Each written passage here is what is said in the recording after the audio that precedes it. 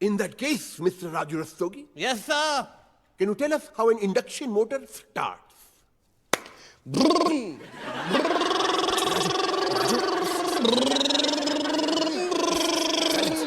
Stop it! Hello दोस्तों, कैसे हैं आप लोग। और आज का जो हमारा टॉपिक है वो इंडक्शन मोटर कैसे चलती है। डेफिनेटली ऐसे तो बिल्कुल नहीं चलती, जैसा कि आपने वीडियो क्लिप में देखा। तो आज का हमारा टॉपिक है इंडक्शन मोटर, और आज के इस टॉपिक में हम पढ़ेंगे कि इंडक्शन मोटर कैसे काम करती है।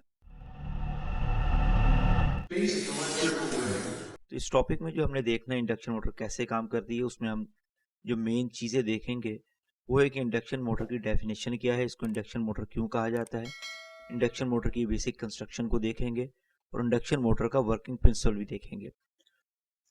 तो इंडक्शन मोटर क्या है? इंडक्शन मोटर एक एसी मोटर है, और इसमें क्या होता है कि मैग्नेटिक फील्ड रोटेट होती है स्टेटर के अंदर, और उसकी रोटेशन की वजह से एक और मैग्नेटिक फील्ड क्रिएट होती है रूटर के अंदर, जिसकी वजह से ये रूटर टॉर्क प्रोड्यूस करता है। अब क्योंकि इसमें एक म्यूचुअल इंडक्शन होती है, या आप कह लें कि इलेक्ट्रोमैग्नेटिक इंडक्शन होती है इसमें, तो इसीलिए इसका नाम इंडक्शन मोटर है। इसके रूटर और स्टेटर के अंदर कोई इलेक्ट्रिकल कनेक्शन नहीं होता, तो ड्यू टू म्यूचुअल इंडक्शन ये वर्क करती है।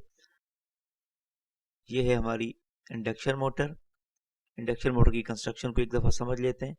इंडक्शन मोटर में जो उसके मेन पार्ट्स हैं उसमें से एक है स्टेटर, और इस स्टेटर के ऊपर वाइंडिंग्स होती हैं जिसको हम स्टेटर कॉइल्स या स्टेटर वाइंडिंग कहते हैं, और इसी को हम एसी करंट प्रोवाइड करते हैं। दूसरा जो उसका मेन पार्ट है वो है रूटर। रूटर जैसे नाम से जाहिर है कि ये रोटेट करता है इस स्टेटर वाइंडिंग के अंदर, और इसकी ऑपरेशन को समझने से पहले इसकी कंस्ट्रक्शन का समझना बहुत ज़रूरी है। तो पहले थोड़ी सी कंस्ट्रक्शन पढ़ लेते हैं। स्टेटर जो है वो सॉफ्ट आयरन का बना हुआ होता है, और इसके ऊपर कॉइल्स होती हैं।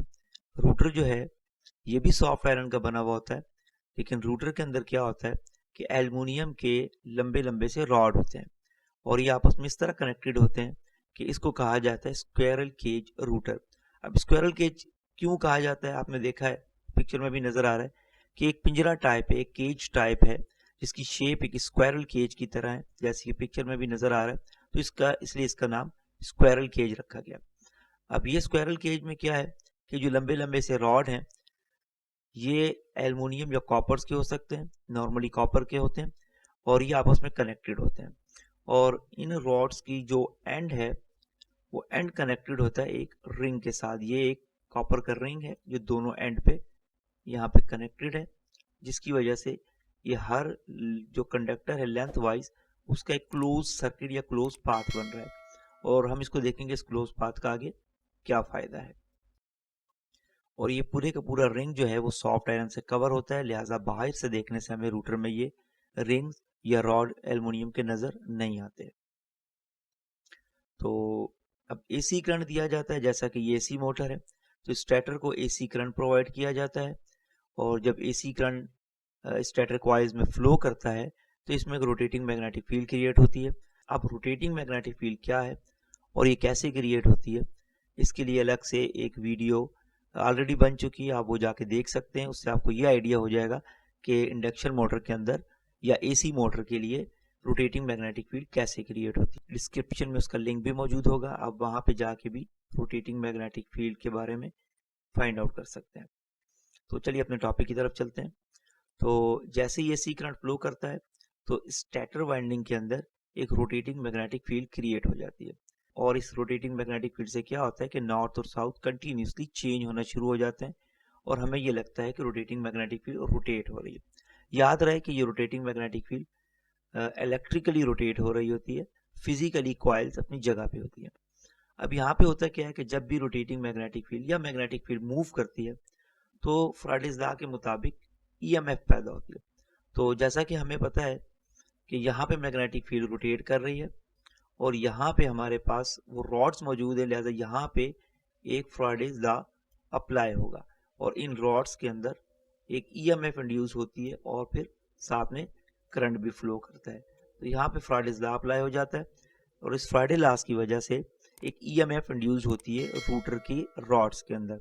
अब क्योंकि रॉड्स दोनों एंड से रिंग के साथ कनेक्टेड है, एक क्लोज सर्किट पाथ बनता है, जिसकी वजह से इसके अंदर करंट भी फ्लो करता है। और जैसे ही करंट फ्लो करता है तो इसकी एक अपनी मैग्नेटिक फील्ड भी पैदा हो जाती है। यानी अब एक मैग्नेटिक फील्ड रूटर के रॉड्स के अंदर भी पैदा हो गई है। अब फ्राइडेज लॉ के फौरन बाद यहाँ पे लेंज लॉ अप्लाई होता है। अब लेंज लॉ क्या है? लेंज लॉ ये कहता है कि जब भी वोल्टेज पैदा होते हैं तो वो अपने कॉज को अपोज करते हैं। यानी कि ये एनिमेशन में आपको नजर आ रहा है नीचे लेंज लॉ का, कि जब नॉर्थ करीब आता है तो कॉइल के अंदर एक मैग्नेटिक फील्ड पैदा होती है जो कि इसको करीब आने से रोकती है। यानी कि नॉर्थ और नॉर्थ यहाँ पे पैदा हो जाते हैं। लेकिन जब ये नॉर्थ यहाँ से दूर जाएगा तो यहाँ पे आप देखेंगे कि यहाँ पे अब साउथ बन गया है। अब ये साउथ उसको दूर जाने से रोक रहा है।